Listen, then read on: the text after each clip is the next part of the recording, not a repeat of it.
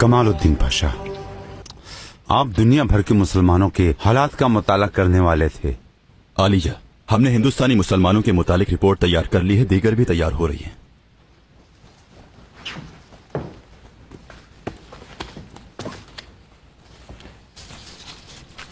बताएं।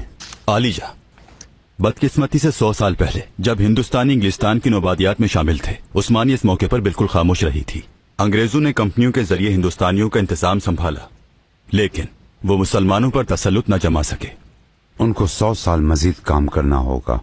जी आलिजा, बज़ाहिर इस्लाम का एक फिरका कायम किया गया था, लेकिन अंदरूनी तौर पर मसीही फिरका बताने का कहा गया था। उनकी ये जुर्रत कैसे हुई? क्या मुसलमानों के हाथों में कुरान नहीं था? कुरान के जरिए जो सच सिखाया गया था, वो लोग उस सच को समझ नहीं पाए थे क्या?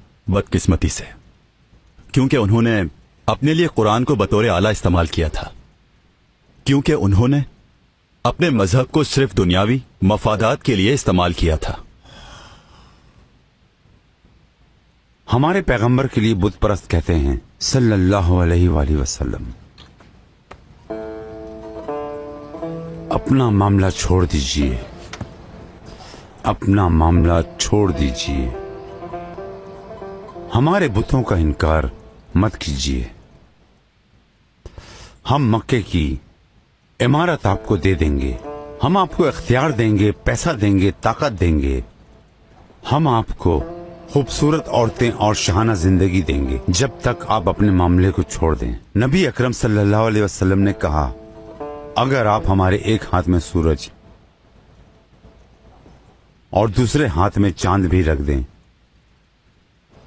वल्लाह हम नहीं छोड़ेंगे। उन्होंने कहा, अब हिंदुस्तानी मुसलमान इख्तियार चाहते हैं, माल और जर चाहते हैं, वो शोहरत चाहते हैं, मजबूती चाहते हैं। वो ये सब कुछ मजहब के नाम पर करते हैं। वो इख्तियार, रुतबा और ताकत चाहते हैं।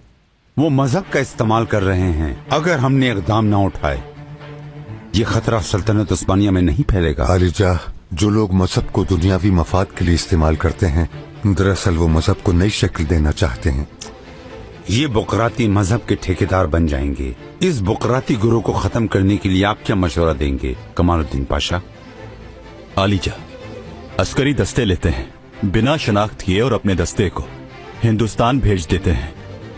उन लोगों को गोलियों से सजा देते हैं। हाँ, एक दस्ता जरूर लीजिए, लेकिन सिपाहियों का नहीं, बल्कि आलिमों का। हकीकी आलिमों के ज़हूर से झूठे आलिमों की जालसाजी पर काबू पाया जा सकता है। शेखुल इस्लाम साहब। जी आलिजा। एक वक्त का बंदोबस्त कीजिए जो हिंदुस्तान की सरजमीन पर जाएगा। माया नाज उल्मा में से बेहतरीन को चुनिए। सच जिंदा रखना है, झूठ बताए बगैर।